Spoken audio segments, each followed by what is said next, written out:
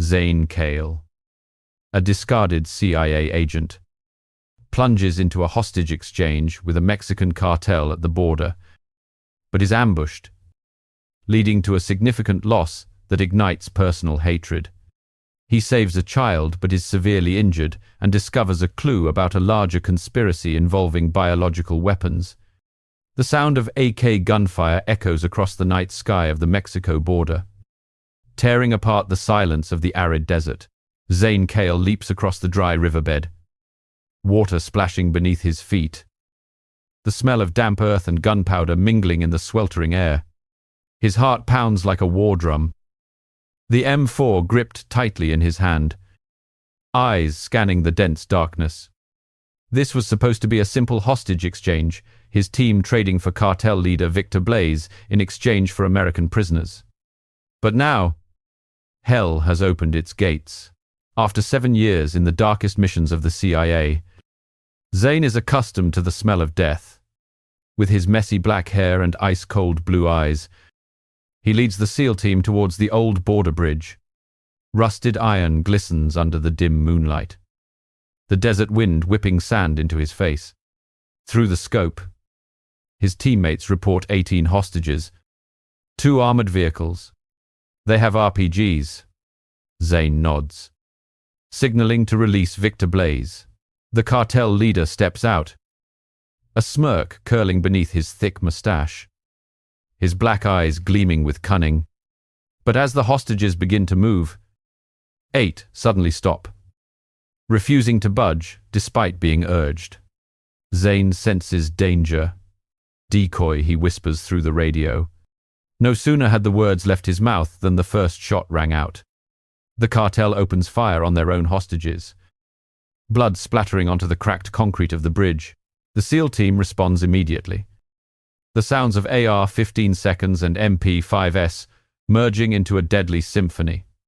Zane charges forward, dodging bullets like a ghost, taking down 2 soldiers with a quick burst. His teammate, Jax Noir, is hit in the shoulder, blood soaking through his bulletproof vest. "Cover me," Zane shouts, rolling behind a bridge pillar, his finger pulling the trigger repeatedly. A rocket flies in, exploding the rear of the bridge, flames erupting into the night sky. In the chaos, Zane sees clearly injured hostages lie scattered, but their clothes are bulging unnaturally. "Bomb," he roars, rushing to pull a child, a boy about 8 years old, with wide, terrified eyes, from the rubble. The timer bomb activates, the explosion deafening, throwing Zane several meters away. He feels a sharp pain in his leg, blood streaming from a shrapnel wound. Teammates rush to save him, but it's too late. 6 SEALs are killed on the spot, nearly all the hostages dead. With the last of his strength, Zane takes down the last cartel soldier, the bullet piercing his head, blood splattering onto the bridge railing. 3 months later, at the Joint Forces training camp 10 kilometers from Tijuana, Zane is reassigned to train local recruits. His leg still aches from the injury, but he grits his teeth and endures. Here, he reunites with Diego Vale, a Mexican soldier who was severely injured in the leg during the exchange on the bridge. Diego, the husband of a deceased hostage, now has to have his leg amputated, permanently leaving the military. Zane approaches, handing a small gift to Diego's 2 children, old SEAL badges. "I'm sorry for your wife," Zane says, his voice deep and heavy. Diego looks at the empty weapons cache, his eyes filled with bitterness. "Victor Blaze is the real destroyer, but now I am powerless." Not long after, the doctor who treated Diego's leg visits, bringing something wrapped in cloth. A man in dark glasses steps out of the car, his face expressionless. Diego is surprised, not understanding the situation. Meanwhile, at the base, everyone is watching news about cartel, terrorist attacks, homemade car bombs, drones dropping bombs, propaganda videos circulating online to recruit and fundraise. Behind it all is Lorenzo Hex, a Mexican arms dealer, a money-hungry man who gives the FBI headaches. Fortunately, the FBI intercepts intelligence. Lorenzo Hex will appear in Tijuana today. The action plan Mexican forces will monitor. The FBI will track the weapons supply line. And Zane's team will act as a rapid response unit, disguised as civilians. Zane and his teammates sneak into the city, UAVs monitoring from above. But then, Diego appears at the base gate with crutches, valid paperwork, and a metal prosthetic leg. He easily passes through the checkpoint, entering the locker room, greeting old teammates. At the same time, in Tijuana, Zane's team follows Lorenzo Hex to an ordinary house. The UAV signal flickers, and the commander orders a retreat. The satellite phone vibrates. Diego calls, "Take care of my children," and apologized to them, his voice choked. Then the line goes dead. Zane realizes the danger, ordering a return to base. Too late. Diego enters the dining hall, looking at his Mexican teammates eating, his hand trembling as he presses the detonation button. The explosion is deafening, smoke and fire engulfing the area. Dozens dead. Zane rushes to Diego's house in the suburbs. Pushing open the decaying wooden door, his wife lies in a pool of blood on the wooden floor, his 2 children missing. On the wall, a blood-red message reads, "The cartel does not forgive." Zane's heart tightens, rage exploding. Back at the base, he learns the truth. The explosives from Lorenzo Hex sold to Victor Blaze. They threatened Diego's wife and children, forcing him to bomb. Diego chose the shadows to minimize casualties. Zane growls, his eyes red. But the higher-ups dismiss revenge. He is a terrorist now. Zane cannot contain himself, punching the concrete wall, blood flowing from his knuckles. He seeks out his old teammate, Jax Noir, pouring out his rage. "Diego didn't deserve this. I will hunt down Lorenzo Hex, even if I have to do it alone." Jax nods, his eyes filled with determination. But within Zane, darkness spreads. Will hatred turn him into a monster? Will he stop, or plunge into a deadly spiral? While rummaging through the body of a cartel member, Zane finds a strange biological sample, a test tube containing a green liquid, labeled Project Eclipse. He hides it, feeling that this is the key to a larger conspiracy involving biological weapons that could kill millions. The darkness expands, and Zane knows. The war has only just begun. Which area are you listening to this story from? And what time is it where you are right now? Leave a comment below so I know you are still healthy and fully focused on this story. My dear friend, we will continue right after this. After the incident at the border, Zane is reassigned to Chicago to train new recruits, where he reunites with his disabled friend Diego Vale and discovers he was forced to carry out a suicide bombing at the base. Zane vows revenge, but his superiors refuse, pushing him into inner darkness and deciding to act alone. Rain patters on the windshield, reflecting the dim neon lights from the towering buildings in Chicago. Zane Kael grips the steering wheel of the old pickup truck, speeding through the wet streets, the smell of exhaust and street food mingling in the chilly air. Since the explosion at the Mexico border, the pain from his leg injury still lingers, but it pales in comparison to the obsession with the biological test tube he hides in his jacket. Project Eclipse, those 2 words linger in his mind. Like a curse from hell, he reported it to his superiors. But they just shook their heads, saying it was the FBI's business. Zane knows better than anyone this is no joke, but a biological weapon that could kill millions. The truck stops in front of the Joint Forces training camp on the outskirts of Chicago, the grey concrete buildings looming under the heavy clouded sky. The atmosphere here is heavy, with recruits running in the rain, their breath visible in the chilly morning air. Zane, still aching from his old injury, is assigned to a high-intensity training mission lasting 2 weeks. He wears a military jacket, holding a training weapon, his eyes scanning the line of recruits, mostly local soldiers from the border, their faces etched with the scars of war. "Run faster, the cartel isn't waiting for you," he shouts, his voice echoing across the muddy training ground. During a break, Zane encounters Diego Vale, the Mexican soldier who once fought alongside him on the border bridge. Diego, with crutches, has his left leg amputated from the knee down, his face gaunt beneath his scruffy beard. "Zane, you're still alive," Diego whispers, his eyes red. Zane grips his friend's shoulder tightly. Recalling the exchange, Diego's wife was one of the hostages, tragically killed by the timer bomb. He gives Diego's 2 children, 2 skinny boys playing soccer nearby, small gifts, old SEAL badges, and a few chocolate bars.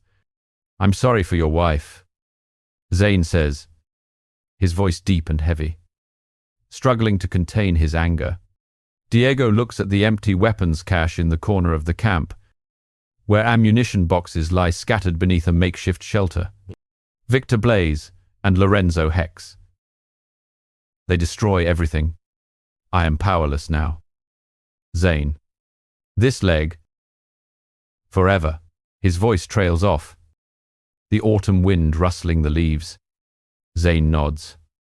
But inside, the feud with the cartel burns like a smoldering fire. Is Diego truly powerless? Or is the pain transforming him into something else? He pats Diego on the shoulder, promising to return, then continues training. But Diego's gaze, filled with despair and secrets, leaves Zane uneasy. Not long after, the doctor who treated Diego's leg visits, holding something wrapped in black cloth. From the SUV parked outside the gate, a man in dark glasses steps out, his face expressionless, his shiny leather coat glistening in the rain. Diego is surprised, stepping back a bit on his crutches. "Who is this?" he asks, his voice trembling. The doctor forces a smile. "Just an old friend. We need to talk privately." Zane watches from a distance, a sense of unease rising. The man in dark glasses carries a dangerous aura. Like the cartel members he once hunted, he sneaks a follow, but only sees them disappear into a private room, the door closing tightly. In the base's meeting room, everyone is watching the news. On a large screen, Cartel, terrorist attacks at the border, homemade car bombs exploding in the streets, drones dropping bombs causing devastation. They're making propaganda videos, posting them online to recruit and fundraise. The commander says, his voice filled with outrage. Behind it all is Lorenzo Hex, a Mexican arms dealer, an atheist driven by greed, causing headaches for the FBI and local forces. Fortunately, intelligence intercepts Lorenzo Hex will appear in Chicago today, conducting an underground arms deal. The action plan is quickly laid out. Local forces will monitor directly. The FBI will trace the supply line, and Zane's team will act as a rapid response unit. Zane disguises himself as a civilian, a grey hoodie, a baseball cap to cover his face, and sneaks into the city with his teammates. UAVs soar above, transmitting images back to the command center, bustling streets filled with vehicles, the smell of street food mingling with exhaust fumes. But then, Diego appears at the camp gate. Valid paperwork, a metal prosthetic leg peeking out from under his pants. He easily passes through the checkpoint, greeting familiar recruits, the atmosphere seemingly peaceful. At the same time, in Chicago, Zane's team follows Lorenzo Hex to an ordinary house in a poor neighborhood. The brick walls splattered with graffiti, the UAV signal flickers due to heavy rain, and the commander orders a retreat. Too dangerous. Too many civilians. Zane feels uneasy. Gripping the hidden handgun in his jacket, the satellite phone vibrates. Diego calls, "Take care of my children," and apologize to them. His voice choked with despair. Then the line goes dead. Zane realizes, "Immediately bomb back to the camp," he shouts over the radio. Rushing to the vehicle, tires screeching on the wet road. Almost simultaneously, the command center receives intelligence. Diego may have betrayed them, infiltrating the base. But it's too late. Diego enters the dining hall, a spacious room with metal tables and chairs. The smell of food wafting through, looking at his teammates eating. His mind swirling with the promise made to his late wife. His hand trembling. He presses the detonation button. The explosion is deafening. Flames erupting. Debris flying everywhere. Dozens screaming in agony. Zane rushes to Diego's house in the suburbs. Pushing open the rotting wooden door, his wife lies slumped in a pool of dark red blood on the wooden floor. His 2 children missing. On the wall, a glaring blood message reads, "The cartel does not forgive." Zane's heart tightens, rage exploding. Back at the base, he learns the truth from his superiors, the explosives from Lorenzo Hex sold to Victor Blaze, threatening Diego's wife and children, forcing him to bomb. Diego chose the shadows to minimize casualties. Zane growls, his eyes red. But the higher-ups dismiss revenge. He is a terrorist now. Zane cannot hold back. Punching the concrete wall, blood flowing from his knuckles. He seeks out Jax Noir, his close teammate, pouring out his pain. "Diego didn't deserve this. I will hunt down Lorenzo Hex, even if I have to do it alone." Jax nods, his eyes filled with determination. But within Zane, darkness spreads. Will hatred turn him into a monster? Will he stop? Or plunge into a deadly spiral? He secretly checks the biological test tube, feeling it connects to Lorenzo Hex. The decision is clear: he will act, regardless of the ban. The darkness of Chicago swallows him, and the real hunt begins. Zane tracks down the arms dealer in Mexico, defying his superiors to attack the mansion of cartel boss Victor Blaze, rescuing his friend's daughter but facing prosecution for executing a suspect on the spot. Teammates cover for him, but he is discharged, leading to internal conflict with the FBI. Zane Kael grips the steering wheel tightly, the pickup truck speeding down the dusty road leading to the Mexico border. The scorching desert wind whipping against his face through the cracked window. After swearing revenge for Diego Vale in Chicago, he no longer waits. His superiors have finally approved the mission to hunt Lorenzo Hex. But Zane knows this is his chance to end it himself. The biological test tube, Project Eclipse, hidden in his jacket, reminds him this is not just a conventional weapon, but something that could turn humans into zombies. He leads a team to track down arms dealer Lorenzo Hex in Mexico, but is betrayed, leading to fierce combat. He defies orders to execute the cartel leader, rescuing his friend's daughter but facing accountability. The sky in Mexico is ablaze at sunset, jagged rock formations casting dark shadows over the vast desert. Zane, wearing a civilian disguise with a bulletproof vest, leads the SEAL team into action according to plan. The mission: capture Lorenzo Hex, the notorious arms dealer supplying bombs to Victor Blaze.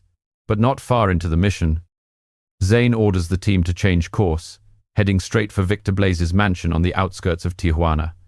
"This is the fastest way," he whispers over the radio, his eyes flashing with anger. Jax Noir, sitting beside him, frowns. "The commander will go crazy." "Zane, we have to follow orders." The base commander quickly detects the anomaly, his voice growling over the radio. "Kael, return to the original route immediately. This is an order," but Zane turns off the radio, pressing the accelerator harder. The truck speeds through narrow streets, the smell of street tacos mingling with diesel fumes. Victor Blaze's mansion comes into view, a fortified villa with high concrete walls. Barbed wire glinting under the headlights. Zane slams on the brakes. The truck skidding on the sandy ground. "Go in," he orders, jumping out of the vehicle. The M4 ready. The SEAL team storms in, blasting the front door with a flashbang. The explosion roars, smoke billowing up, mingling with the screams of cartel guards. Zane charges in, dodging a hail of AK bullets from the balcony, rolling behind a collapsed wall. He fires back, a bullet piercing the chest of a soldier, blood splattering against the stained white wall. Jax Noir follows, using a dagger to slice the throat of a guard from behind. The movement swift as lightning. The fighting is fierce. Gunfire erupts continuously. Shards of glass fall with a clatter. The smell of blood thick in the air. Zane pushes open the door to the main room, seeing Victor Blaze sitting behind a large wooden desk, a smirk on his face. "You're late, Yankee." But then, the sound of a child crying comes from the corner of the room. Zane runs over, lifting the blanket. It's Diego Vale's daughter, an 8-year-old girl, trembling with wide, terrified eyes. "Daddy, where's Daddy?" she whispers, tears streaming down her dirty cheeks. Zane is stunned, his heart tightening. The cartel has kidnapped the children to force Diego. Rage explodes within him, and he whirls around, his cold gaze aimed at Victor Blaze. The cartel leader screams, "You wouldn't dare, I have FBI backing. If you catch me, they'll let me go," without hesitation. Zane pulled the trigger. The bullet pierced Victor Blaze's forehead, blood splattering onto the wall, his body collapsing like a puppet with its strings cut. The teammates were stunned. Jax Noir shook his head. "Zane, what have you just done?" But quickly, another person reacted. "Say he was about to detonate a bomb." "Cover each other." The alarm sounded from afar. Cartel reinforcements were approaching. Zane picked up the little girl, signaling to retreat. "Run, take the girl with you." The team rushed outside, dodging bullets like rain from the cartel's armored vehicle. Zane zigzagged through the desert, the little girl clinging tightly to his neck, her cries mingling with gunfire. Jax Noir provided cover from behind, shooting out the tire of a pursuing vehicle, flames erupting brightly. They jumped into a pickup truck, speeding into the darkness, the desert wind carrying fine dust. Upon reaching the base at the border, Zane set the little girl down, wiping her tears. "Your father is a hero." But then, the guards arrived, handcuffing him. "Kael, you disobeyed orders." In the interrogation room, cold white neon lights shone down on the metal table, the air stifling with the smell of cold coffee. The superior interrogated Victor Blaze was an asset of the FBI. "You executed him on the spot." Zane remained calm. He was about to detonate a bomb, threatening the hostages. The teammates confirmed in unison. Jax Noir leading. "That's right. We saw it clearly." But the superior was not easily fooled. "I know you are avenging Diego, but Victor Blaze had valuable information about Lorenzo Hex." Zane fell silent, his eyes gazing out the window, where the endless Mexican desert lay beneath the moon. News spread to Washington. The FBI firmly demanded Zane's suspension and court-martial. The SEAL commander, with a heavy face, fiddled with his badge. Training a SEAL is not easy. "Kael, you went through hell to join the team. Taking this badge is like taking your soul." But the FBI was resolute. Victor Blaze's death must be accounted for. Not just one, but 2 members of the team must bear the blame. Jax Noir intended to step forward. "I stand with Zane." But Zane stopped him. "No, Jax, the team needs you." Finally, another teammate, Brock Iron, volunteered to take the burden. "I was planning to retire, Now is the time. In reality, Brock knew Jax was an important commander. Losing him would plunge the team into crisis. On the farewell day, the entire team saw him off under the grey sky. Light rain falling. Jax Noir hugged Zane tightly. "I will find a way for you to come back." But Zane shook his head, knowing well from the moment he pulled the trigger. The old path had been severed. He left, carrying the inner pain, avenging Diego. But at the cost of his freedom. Would he regret it? Or was this just the first step into a deeper darkness? In his jacket pocket, the test tube from the biological project lay quietly, reminding him of Lorenzo Hex and Project Eclipse. Zane knew the FBI would not rest, and the conflict had only just begun. An undercover FBI agent pulled Zane into a mission to hunt down the remaining arms dealer Lorenzo Hex in New York, where they infiltrated a nightclub to capture the target, but the dramatic chase failed. Only obtaining a phone containing clues about a biological conspiracy in Russia, Zane hesitated but joined, discovering a larger conspiracy that pulled him deeper into a whirlpool of betrayal and danger. Zane Kael stood before the mirror in a shabby apartment in the suburbs of Chicago, the red and green neon lights from the street below casting shadows on his scarred face. After the execution of Victor Blaze, he and Brock Iron were discharged. But the feud with Lorenzo Hex still burned in his heart. The test tube from Project Eclipse lay on the table, the blue liquid shimmering under the dim light, a reminder of an impending disaster. Zane clenched his fists, wondering if he was plunging into hell again, or if this was his last chance to seek justice for Diego Vale. The doorbell rang, pulling him out of his thoughts. Zane drew the Glock handgun hidden under the pillow, approaching the door with quiet footsteps. Through the peephole, he saw a tall black man in a black suit, wearing sunglasses despite the darkness. "Who?" Zane asked, his voice cold. "Drake Abyss. FBI. We need to talk." Kael. About Lorenzo Hex. Zane hesitated but opened the door. Gun still pointed into the darkness. Drake stepped inside, hands raised. "I know you've been discharged, but the cartel isn't stopping. Lorenzo Hex is selling biological technology in New York. We need you." Drake spread documents on the table, a photo of Lorenzo Hex, a stocky man with a goatee, sharp eyes like knives, and a transaction diagram. "He's trading weapons tonight at the Neon Abyss nightclub. Mission capture alive." To retrieve his phone. It contains data about the supply chain. Zane looked at the test tube, his heart racing. "Related to Eclipse," Drake nodded. "Perhaps. But don't repeat the mistake like Victor Blaze. Capture alive." "Understood," Zane smirked. "I make no promises." But he agreed, not for the FBI, but for Diego. They flew to New York that night. The airplane, air thick with the smell of coffee and tension. Drizzling rain fell on the bustling streets of New York. Advertising lights flashing in Times Square, blending with the sound of honking cars and the smell of urban smoke. Zane, wearing a black leather jacket and a cap that covered half his face, stepped into a dark alley leading to the Neon Abyss nightclub, Lorenzo Hex's lair.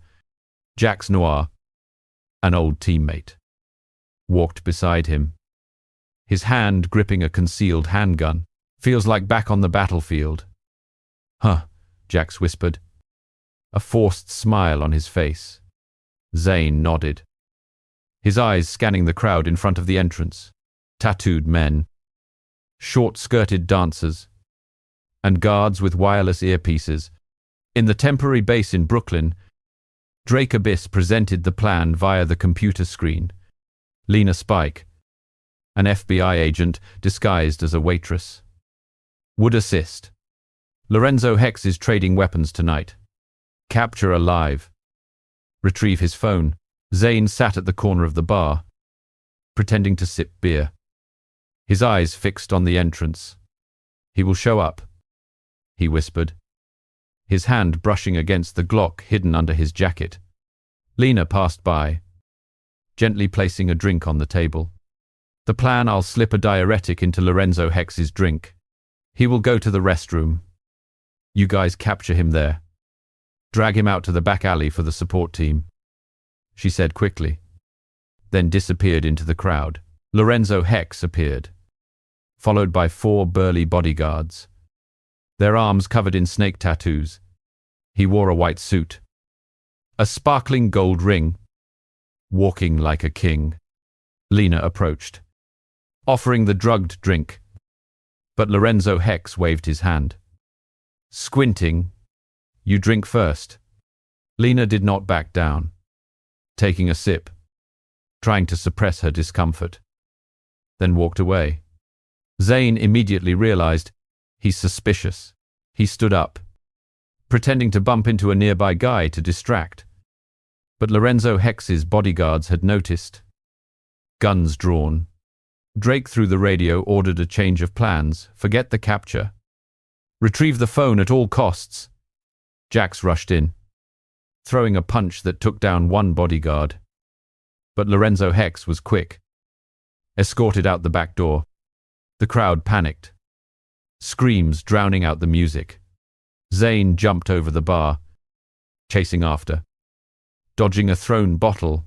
Outside in the alley, the dim streetlights illuminated the stinking trash bins. Lorenzo Hex and a bodyguard jumped into a black SUV, tires screeching on the wet road. Zane and Jax jumped on a nearby stolen motorcycle, chasing after. The streets of New York were chaotic, cars jammed, loud honking, neon lights flashing like streaks of light. Zane leaned to the side, dodging a barrage of bullets from the SUV's window, firing back with his Glock. The bullet hitting the opponent's tire. The SUV swerved, crashing into a lamppost, smoke billowing up. Zane stopped the bike, charging forward. But Lorenzo Hex and a bodyguard had already run into the dark alley. Split up, Zane ordered, following the blood trail on the pavement. He entered an abandoned warehouse, the smell of machine oil and rusted steel overwhelming.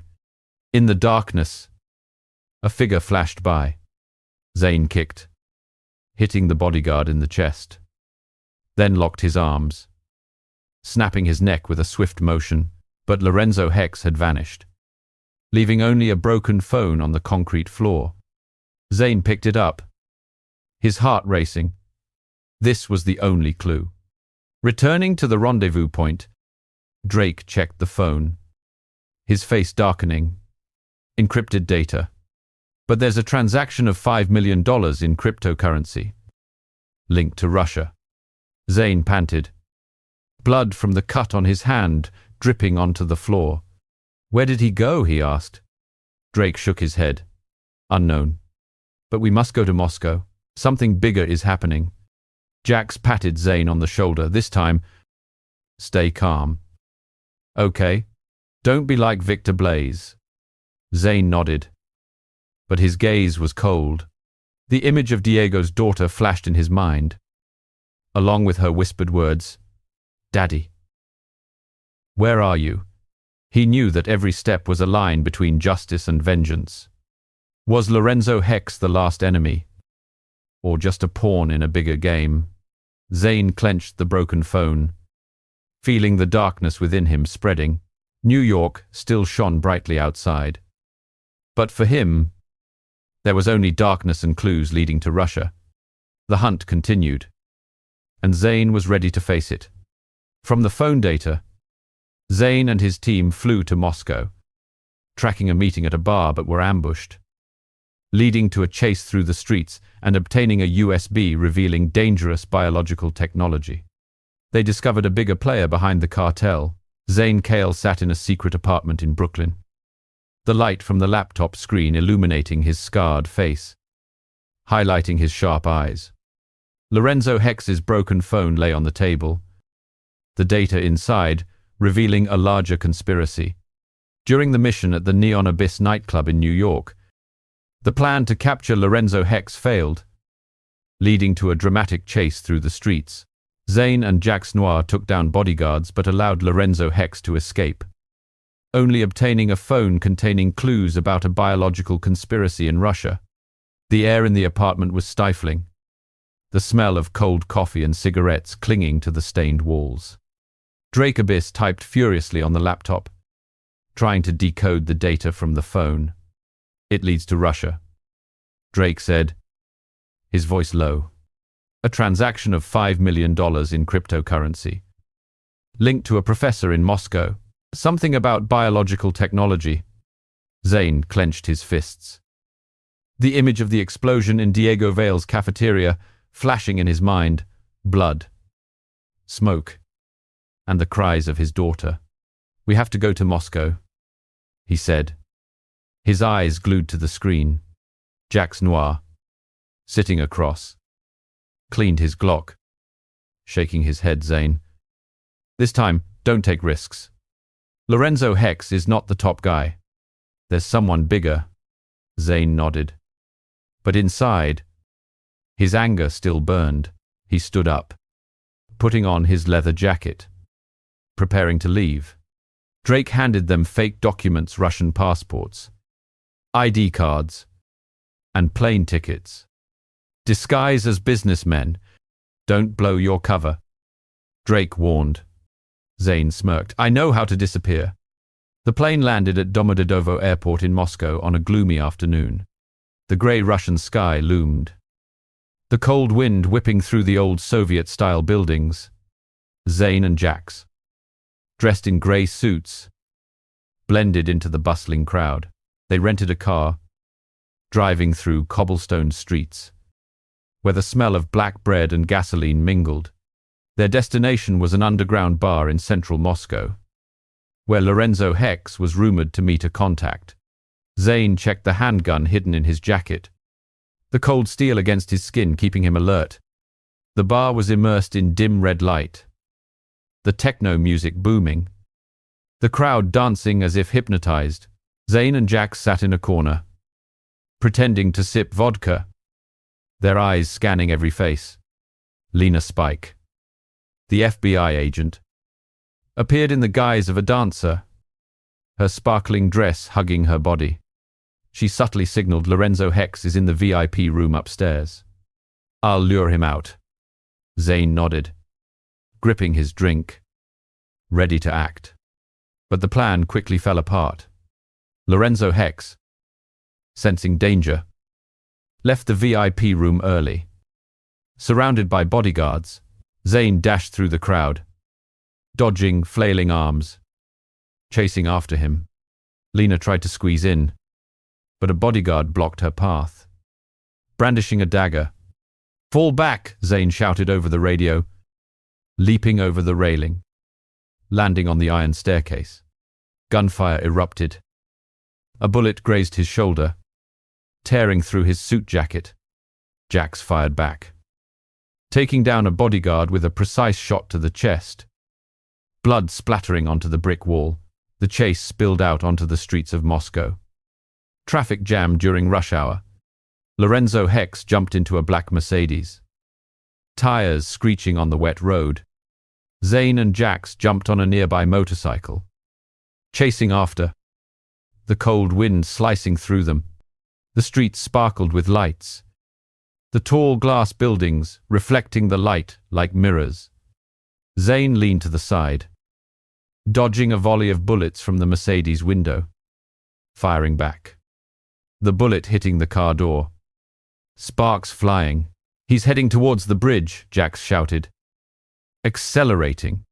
The ancient stone bridge spanning the Moskva River appeared, shrouded in mist under the yellow lights.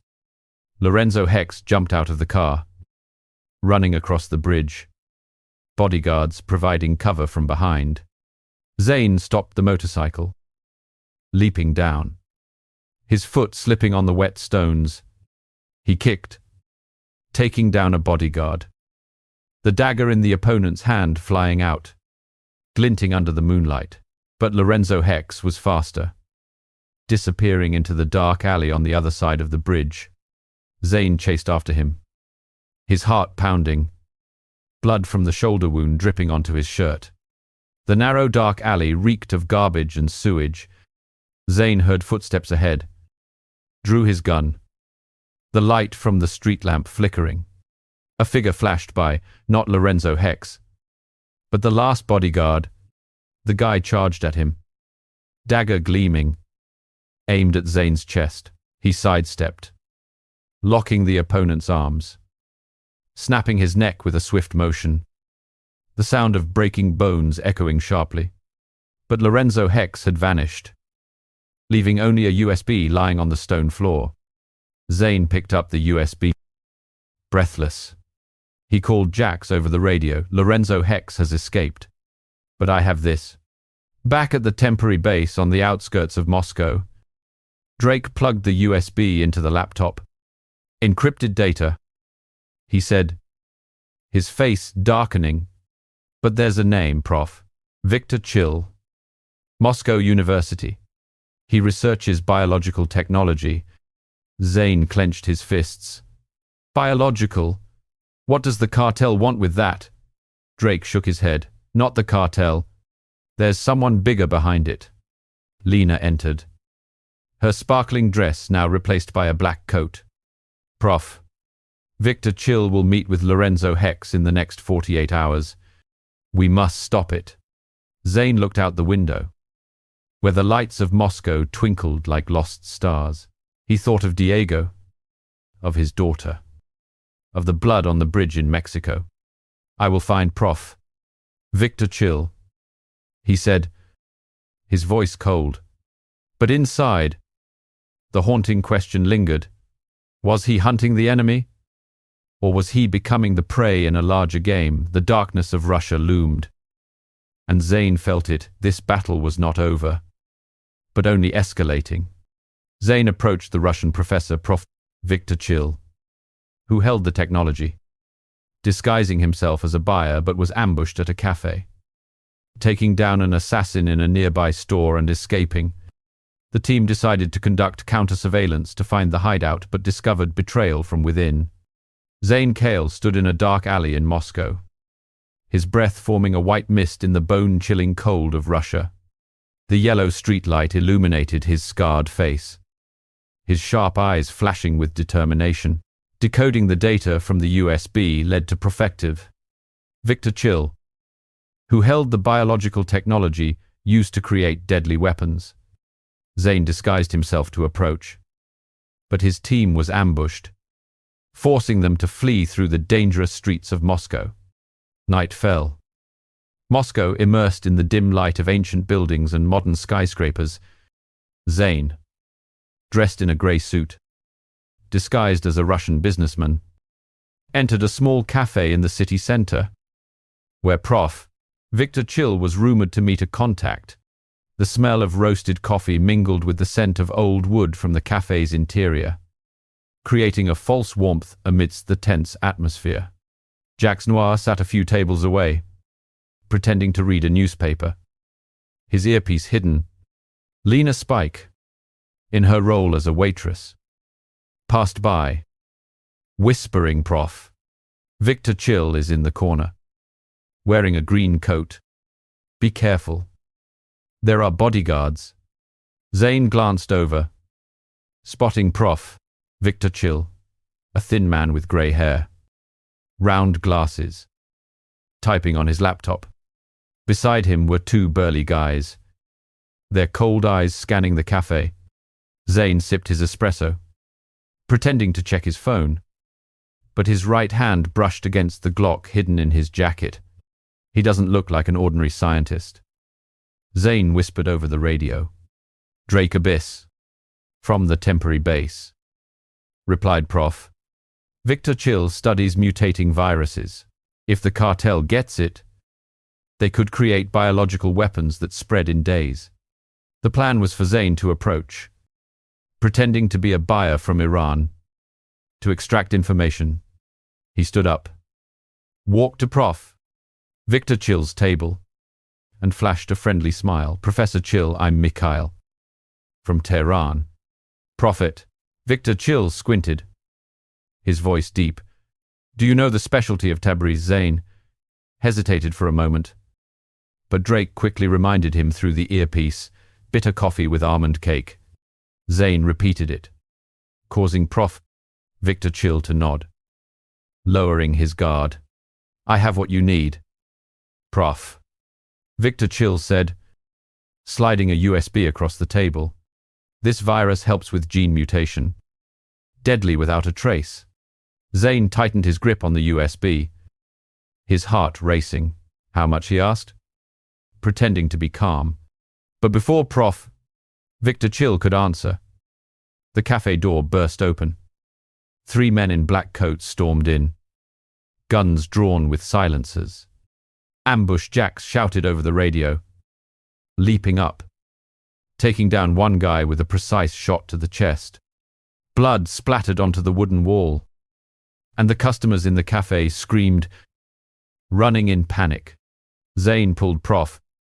Victor Chill down to the floor, dodging a barrage of bullets that whizzed past his head.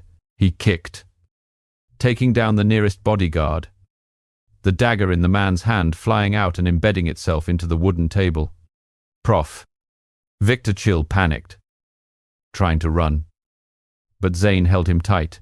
Stay here if you want to live, Lena rushed in, using a metal tray to smash the head of an assassin. The sound of metal ringing sharply, but the third one fired back, the bullet grazing Lena's shoulder, blood soaking through her shirt. Retreat, Zane shouted, pulling Prof. Victor Chill towards the back door. The streets of Moscow were chaotic, snow falling lightly, blanketing the road. Zane and Prof. Victor Chill dashed through narrow alleys, the footsteps of the pursuing assassins echoing behind them. Jax provided cover from the back, taking down one guy, but the bullet missed and hit a trash can. Flames erupting in the night. They know us, Jax shouted. Blood from his hand wound dripping onto the white snow. Zane pushed Prof. Victor Chill into an abandoned store, the glass door shattering under his kick. Inside, the smell of dust and rotten fabric was overwhelming, the light from the street lamp filtering through the cracks, casting dancing shadows. Zane locked the door, forcing Prof. Victor Chill to sit in a dark corner. Who is behind this, Lorenzo Hex, or someone else, he growled. Gun pointed at the professor's forehead. Prof. Victor Chill trembled. I don't know the name, they paid me. I just worked. But the gunfire outside interrupted him. The assassins had surrounded them. Zane signaled to Jax. Hold the door, he dashed upstairs, looking for a sniping position. From the window, he saw 4 men closing in, knives and guns glinting in the light. Zane fired a shot, taking down the lead man. Blood splattering onto the white snow, but the numbers were overwhelming. The assassins broke through the door. Zane jumped down, throwing a punch at one man, the sound of a breaking nose echoing. He grabbed the dagger from his opponent's hand, stabbing through the neck of the second man, blood gushing like a fountain. Jax pulled Prof. Victor Chill to run out the back alley, but an assassin blocked their path. Knife glinting, Zane charged, locking the man's arm, using force to push the blade back into his chest. The last groan echoed. Then silence fell. Drake's rescue vehicle arrived just in time, tires screeching on the snowy road. Zane pushed Prof. Victor Chill into the vehicle, blood from his cut hand dripping onto the seat. Is he telling the truth? Zane asked Drake, his voice cold. Drake nodded. The USB data confirms it. But there's someone bigger than Lorenzo Hex in Russia. We need to find their hideout. Zane bandaged his wound, the sharp pain reminding him of the sacrifices. We need to track them back, he said, his voice resolute. Find their hideout before they find us. Lena, bandaging her shoulder, nodded. I will track down a survivor. The team deployed immediately. Lena and Jax monitored through the street cameras in Moscow, the images hazy with the falling snow. Zane and Drake drove, following a trail. A vehicle left near the Moskva River Bridge, the smell of gasoline and blood lingering. They traced it to an old subway station. The yellowed lights shining down on the rusty iron stairs. "They're down there," Zane whispered, pulling out his gun, stepping into the damp darkness. But while checking the data from Prof. Victor Chill, Zane discovered a strange message from Drake's number delivery for Eclipse. His heart tightened. Was Drake Abyss the traitor? Zane hid his suspicions. But the internal darkness spread. Would he trust his teammate? Or was this the moment to act alone? Zane spared the life of Arya Shroud, the daughter of the arms dealer, causing conflict with his superiors, while old teammate Brock Iron assisted in tracking leads to Budapest. They discovered links to the underground organization in Russia, and a teammate, Finn Rage, was murdered at the train station. Doubts surged within Zane Kael as he stared at Drake Abyss, who was driving through the snow-covered streets of suburban Moscow. The strange message from Prof. Victor Chill's USB delivery for Eclipse matched Drake's phone number. Zane tucked the phone into his jacket pocket, gripping his handgun tightly. Trying to keep his voice calm, "We need to check more data. There could be an insider." Drake glanced in the rearview mirror, his face emotionless. "Agreed, but focus on the hideout first." Zane nodded. But in his mind, the plan shifted. He would keep an eye on Drake while also handling the new lead from Prof. Victor Chill, a deal in Budapest involving Lorenzo Hex's daughter, Arya Shroud. The next morning, Zane sat in the temporary base, an old warehouse with peeling brick walls, the smell of machine oil and rust hanging in the cold Russian air. He checked the USB again, discovering the name Arya Shroud, the 19-year-old daughter of Lorenzo Hex, a student in Moscow. Lena Spike, bandaging her shoulder wound, threw a stack of documents onto the table. She contacted Lorenzo Hex before the ambush. Drake ordered to take her out that night to avoid exposing the plan. Zane frowned. "She's a civilian, Drake." Sitting in the corner, shrugged. "Civilian or not? She's a threat. You shot Victor Blaze.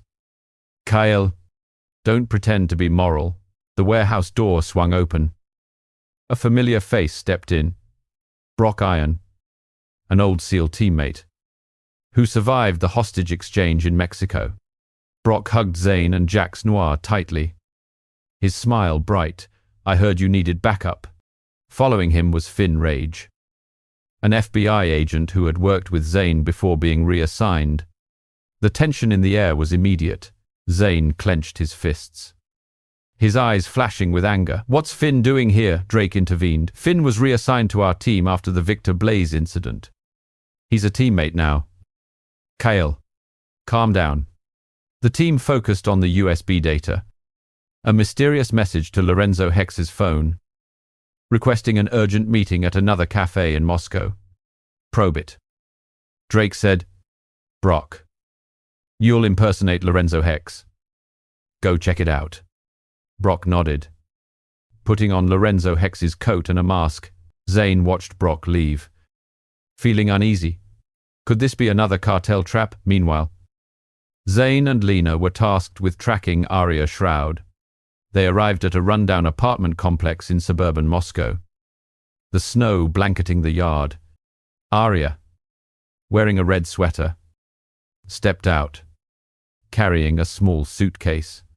Zane and Lena followed closely, silently like shadows. Through the earpiece, Lena whispered, "She doesn't look like a criminal.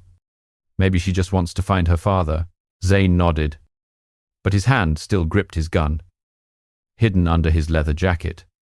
As night fell, Zane sneaked into Arya's apartment, the wooden door creaking as he pushed it open. Inside, the small room was cramped. Family photos hung on the walls, Arya with Lorenzo Hex, smiling brightly when she was little. Zane sat on the sofa, his silenced gun aimed at the door. Arya walked in, her face pale upon seeing him. "What do you know about your father?" Zane asked, his voice cold, but his eyes hesitant. Arya trembled. Tears rolling down her cheeks, he said he was just doing business. I don't know who he really is, Zane thought of Diego's daughter. Just as innocent as Arya. He lowered his gun. Standing up, leave Moscow immediately. Don't contact anyone. If you do, your family will pay the price. Arya nodded. Tears falling onto the wooden floor, Zane left. His heart heavy. He had just broken Drake's rules. But he couldn't kill an innocent person. Outside, the snow fell thicker, covering his footprints. Back at the base, Lena was waiting, her gaze scrutinizing. Are you done? She asked. Zane nodded. She's no longer a problem. But Lena received a video from the train station camera. Arya, suitcase in hand, was boarding a train leaving Moscow. She looked at Zane, shaking her head. I'll cover for you. But if Drake finds out, you're done. Zane nodded, grateful for her silence. He thought of Diego, of the promise to protect his child. Was he repeating a mistake? Or was this the way to maintain some humanity? Brock returned, his face tense. No one showed up at the cafe. But I saw a suspicious girl, leaving right after the message. It could be a trap. Drake ordered, follow her. Find out her identity. Kael, you and Lena go to Moscow University tomorrow. Prof. Victor Chill works in the biology lab. Something is off. Zane looked out the window, where the lights of Moscow flickered in the snow. The darkness within him spread. Arya was spared. But at what cost? The team followed the lead from Brock, leading to Budapest, a major deal with the underground organization in Russia. Finn Rage volunteered to go ahead, tracking the lead at the subway station in Moscow. But when Zane contacted him, there was only silence. They rushed to the station, finding Finn slumped on a bench, blood flowing from a knife wound on his neck. Lena screamed over the radio, her voice breaking. Zane tightened his grip on his gun. Rage exploding. They will pay. Drake ordered Kael. Hunt down the killer. Avenge Finn.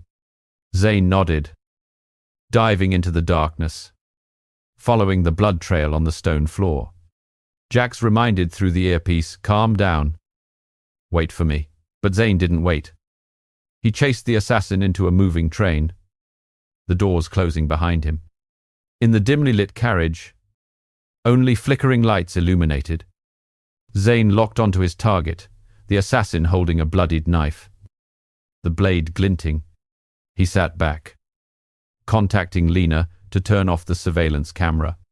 As the train pulled into the station, Zane pretended to get off, then suddenly closed in, snapping a photo of the man with his phone. A bullet grazed past, but he dashed outside, disappearing into the crowd. The darkness within him was now thick. Finn was dead, and he would not stop. Would he find the hideout, or would he be the next victim? The lead from Finn led to an abandoned factory in Moscow, and Zane knew the link to the underground organization was clearer than ever. Back in Chicago, Zane pursued the assassin alone at the subway station, leading to a tense knife fight and victory, but at the cost of a serious injury. He obtained data leading to the abandoned factory in Moscow. Zane Kael rushed through the crowd at the subway station in Chicago, breathless, blood from his shoulder wound dripping onto the cold stone floor. After Finn Rage's death in Moscow, Zane returned to the U.S., carrying anger and determination to hunt down the killer. Photos taken from the Moscow station led to this assassin, a Russian mercenary hiding in Chicago. Zane pursued alone, ignoring Drake Abyss's orders. As suspicions of betrayal grew, Chicago at night was bitterly cold, the wind from Lake Michigan blowing through, carrying the scent of water and metal. The Clark Lake subway station was deserted, flickering fluorescent lights casting shadows on the graffiti-stained brick walls. Zane, wearing a black leather jacket, a baseball cap covering half his face, descended the iron stairs, gripping his Glock handgun tightly. Through the earpiece, "Jax Noir," shouted Zane. "Wait for me, don't go alone." But Zane didn't listen. His cold eyes locked onto the figure that just slipped past the corner of the station, the assassin who killed Finn. Wearing a black hoodie, the bloodied knife glinting in his hand. Underground. The air was thick with the smell of machine oil and old garbage. Zane moved quietly, his leather shoes making soft sounds on the concrete floor. The rumble of the train echoed, drowning out his heartbeat. He spotted the assassin, standing near the door, gripping a dagger tightly, his eyes darting like a predator. Zane contacted Lena Spike through the radio. "Turn off the camera in the carriage. I'll handle it." Lena, from the temporary base in Chicago, typed rapidly. "Done. But be careful." Zane. "He's not alone."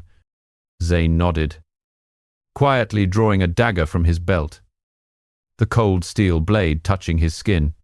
The train swayed, running through the dark tunnel, the flickering light casting dancing shadows on the walls. Zane pretended to stand up, as if preparing to get off at the station, but suddenly lunged forward, locking the assassin's neck, pulling him into a hidden corner. The man struggled, the knife swinging up, the steel blade grazing Zane's arm, blood flowing dark red. He twisted the opponent's arm, the knife clattering to the floor. Passengers screamed in panic, but Zane growled softly, "Silence. If you want to live." The scarred assassin smirked. "You won't escape." "Kael." He kicked, hitting Zane in the stomach, pushing him back into a metal seat. Zane rolled. Dodging the second blade, the man pulled from his coat. He jumped up, throwing a hook punch to the opponent's jaw, the sound of breaking bones echoing. The man howled, charging forward, knife aimed at Zane's chest.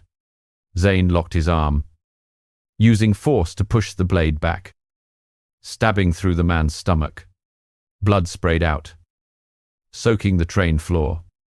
The man groaned and then collapsed, eyes wide open. Zane gasped for breath, blood from the cut on his hand dripping onto the floor. He grabbed the assassin's phone, sending a photo of the face to Lena. "Check the identity." The train stopped at the next station. Zane dashed out, blending into the bustling crowd on the streets of Chicago. Neon lights from the skyscrapers shone down, the smell of street hot dogs mingling with exhaust fumes. Lena reported back, "He's Ivan Korsakov, a Russian mercenary. He's linked to the organization behind Prof. Viktor Chill." Zane ran through the streets, the cold wind biting, his heart heavy as he remembered Finn, the teammate killed just for getting too close to the truth. He contacted Drake. "Korsakov is dead, but there's a bigger organization. I need the location of their hideout." "Drake." His voice tense. "Data from Korsakov's phone leads to an abandoned factory on the outskirts of Moscow. We have to go back to Russia." "Kael. This time, don't be reckless." But Zane didn't listen. He stopped in front of a glass shop, looking at his reflection, a tired face, dried blood on his hand, and eyes filled with hatred. The image of Diego's daughter flashed in his mind, along with the whisper, "Daddy." "Where are you?" He clenched his fists, knowing that every step was a line between justice and revenge. Was this organization the mastermind, or just another link in the chain? Jax caught up with Zane at a street corner, panting, "You're crazy." Zane almost died in there. Zane looked at his friend, his voice low. "Finn died because of them. I won't stop." Jax shook his head, but his eyes were filled with determination. "Then let's go together. But this time, let me lead." Zane nodded. But inside, the darkness spread. Chicago was bright outside, but for him, there were only the dim lights of the subway station and blood on his hands. Back at the temporary base, Lena and Brock were waiting, their faces pale upon hearing about Korsakov. The data confirms the factory in Moscow is where Eclipse, the biological virus, is being manufactured. Lena said, checking her laptop. Zane bandaged his wound, the sharp pain in his hand reminding him of the cost of the knife fight. He thought about the strange message from Drake, but hadn't confronted him yet. He needed proof. Brock patted his shoulder. "We're flying to Moscow right away." "I'll provide support." Zane nodded. But his heart was filled with doubt. Was Drake really an ally? Or a traitor? The team planned to infiltrate the factory. But Zane knew the serious injury would slow him down. Would he have enough strength to face the greater darkness? Or was this the moment everything would collapse? The Chicago night swallowed him, and Zane was ready to return to Russia, where the truth awaited. At the factory in Moscow, Zane confronted the mercenaries and the organization's boss, Boris Eclipse, destroying the biological plan, but discovering that FBI agent Drake Abyss was the traitor. A massive explosion occurred, and he saved his teammates just in time. Zane Kael stood before the abandoned factory on the outskirts of Moscow, the cold Russian wind blowing through, carrying the scent of rust and coal dust. After the knife fight in Chicago, the wound on his hand still bled, but the anger over Finn Rage's death pushed him forward. The data from Korsakov's phone led him here, the hideout of the underground organization, where the Eclipse project was being finalized. Zane, wearing a black bulletproof vest, Glock handgun in hand, stepped through the creaking iron gate. Jax Noir walked beside him, holding an M4, his sharp gaze scanning the darkness. Lena Spike and Brock Iron, from the temporary base, monitored via UAV. Lena's voice echoed through the radio. "Thermal imaging shows at least 10 guards. Be careful." "Zane." He nodded, but his heart raced. This was the last chance to end everything, and doubts about Drake Abyss still haunted him. Inside the factory, the air was thick with the smell of machine oil and chemicals. Flickering fluorescent lights created dancing shadows on the massive machines. Zane signaled. The team split up. He and Jax moved into the central area, where the data indicated the final boss, Boris Eclipse, a former Russian officer behind the biological virus deal.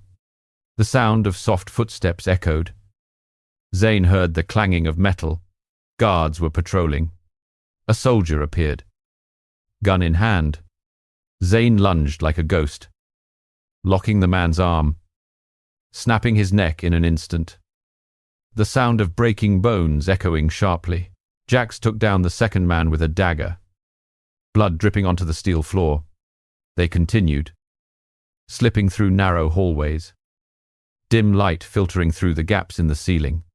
Suddenly, the factory's PA system blared. A cold, deep voice. "Kael, you've gone too far. Put down your gun, or there will be no way out." Zane tightened his grip on the gun, looking at Jack's trap. "Move forward." They pushed open the door to a large room, where Boris Eclipse stood behind the control panel, a large screen displaying the Eclipse virus blueprint.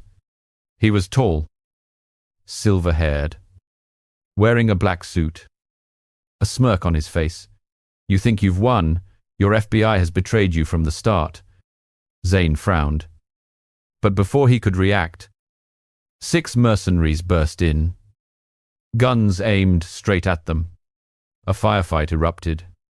Zane rolled behind a metal barrel, taking down 2 men, blood splattering on the walls. Jax kicked down one, but a bullet grazed his shoulder, blood soaking his shirt. Zane charged at Boris Eclipse, dodging a barrage of bullets, using his dagger to stab through the hand of a mercenary, the sound of his groan echoing.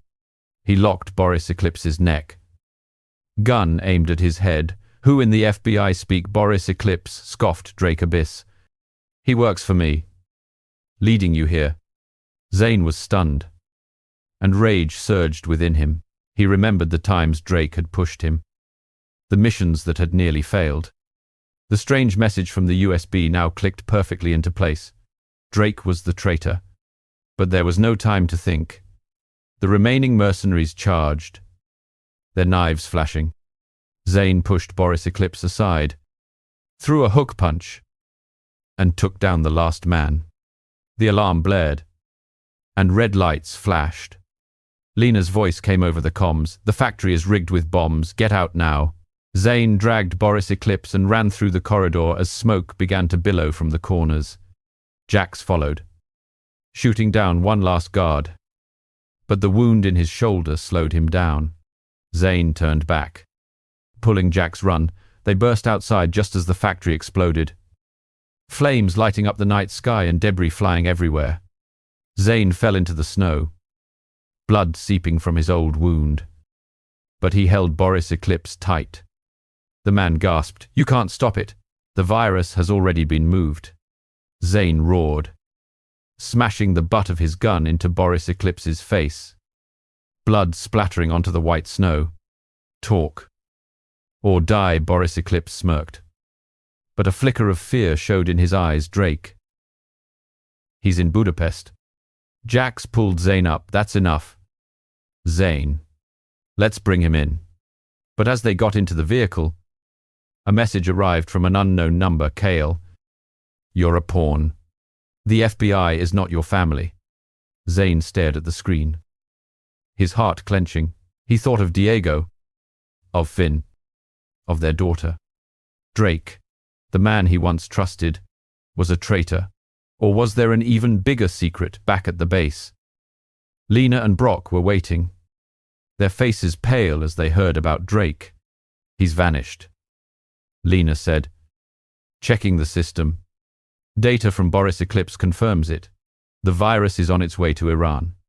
Zane slammed his fist into the wall, blood trickling from his knuckles. He looked at his team, his voice cold. "I'm going to find Drake, even if I have to go alone." Jax put a hand on his shoulder. "Not alone. We're brothers." But as the vehicle rolled out of Moscow, the snow fell heavily, obscuring all the lights. Zane looked out the window, his heart heavy. The last message from the unknown number appeared in his mind. "Your father is alive. Kael. Find him in Budapest."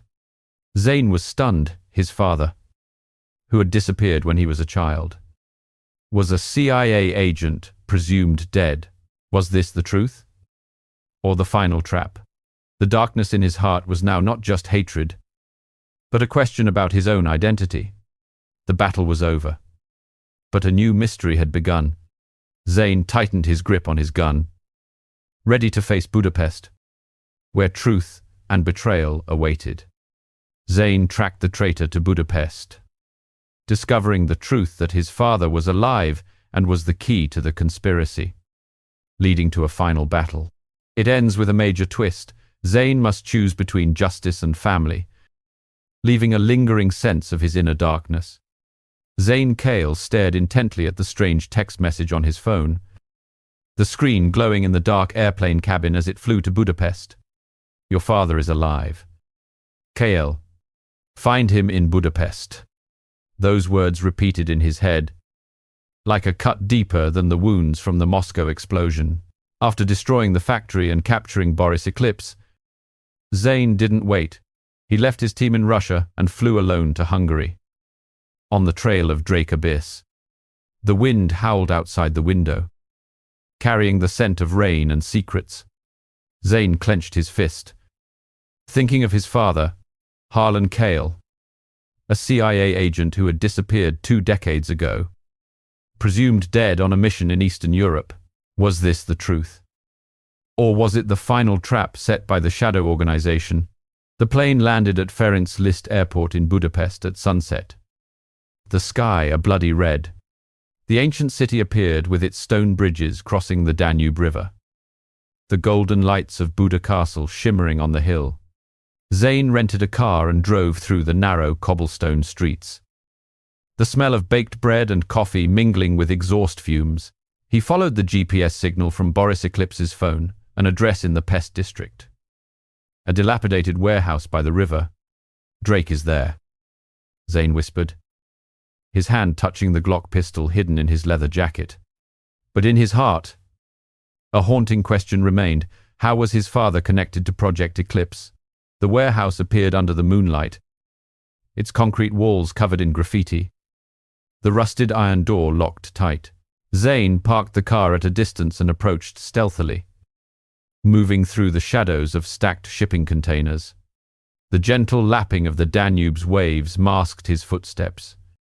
Through a crack in the door, he saw Drake Abyss standing in the middle of the room, arguing with a silver-haired man, his father, Harlan Kael, looking older, but his eyes were as sharp as ever.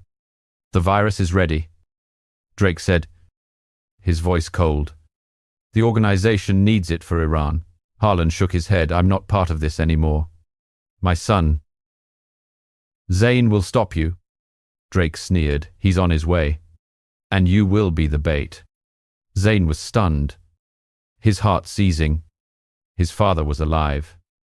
But being coerced, he burst through the door, gun aimed. "Drake, drop it." Drake spun around and fired a shot, the bullet grazing Zane's shoulder, blood staining his shirt red. Harlan shouted, "Zane, run." But Zane charged forward, dodging a volley of bullets from guards who emerged from the shadows. He swept one man's legs out from under him with a kick, the crack of bone echoing, then landed a hook on the second man's jaw, sending blood flying. Drake pulled a dagger and lunged in for close combat.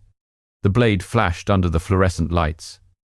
Zane sidestepped, locked Drake's arm, and slammed his elbow into his neck, eliciting a choked gasp.